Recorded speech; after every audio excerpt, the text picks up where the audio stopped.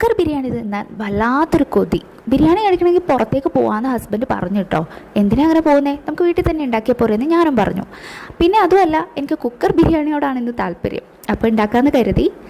അരി ഇരിപ്പുണ്ടായിരുന്നു, 2 കപ്പ് അരി എടുത്തു. ചിക്കനും പിന്നെ സവാള, തക്കാളി, കുറച്ച് മല്ലിയില, പിന്നെ ഇഞ്ചി പച്ചമുളക് പേസ്റ്റ്, വെളുത്തുള്ളി പേസ്റ്റ് ഇതും കൂടി എടുത്തിട്ടുണ്ട്. അപ്പോൾ നേരെ കുക്കർ എടുത്ത് അടുപ്പത്തോട്ട് വെച്ച് 2 സ്പൂണ് നെയ്യ് ഒഴിച്ച് കൊടുത്തിട്ടുണ്ട്. പിന്നെ കുറച്ച് വെളിച്ചെണ്ണ ഒഴിച്ചിട്ട് നമ്മുടെ സ്പൈസസൊക്കെ ചേർത്ത് കൊടുത്തിട്ടുണ്ട്. അത്യാവശ്യമുള്ള സാധനം വെച്ചിട്ടാണ് ഉണ്ടാക്കുന്നത് കേട്ടോ. ഇതിലേക്ക് കശുവണ്ടിയും ഇതൊക്കെ ഇട്ട് കൊടുക്കാവേ.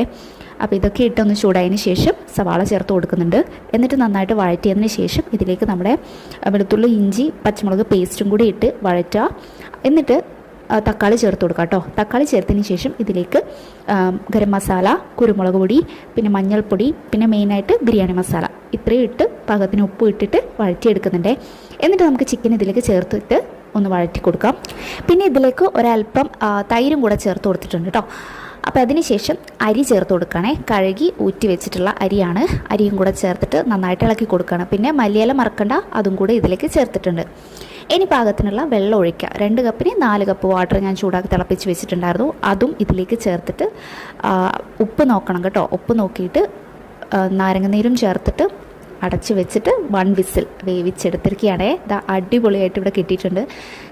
ഇങ്ങനെയൊക്കെ കിട്ടുന്ന ഐഡിയയേ ഇല്ലായിരുന്നു കേട്ടോ. അപ്പോൾ തുറന്ന് നോക്കിയപ്പോൾ സമാധാനമായി, സെറ്റായിട്ടുണ്ട്.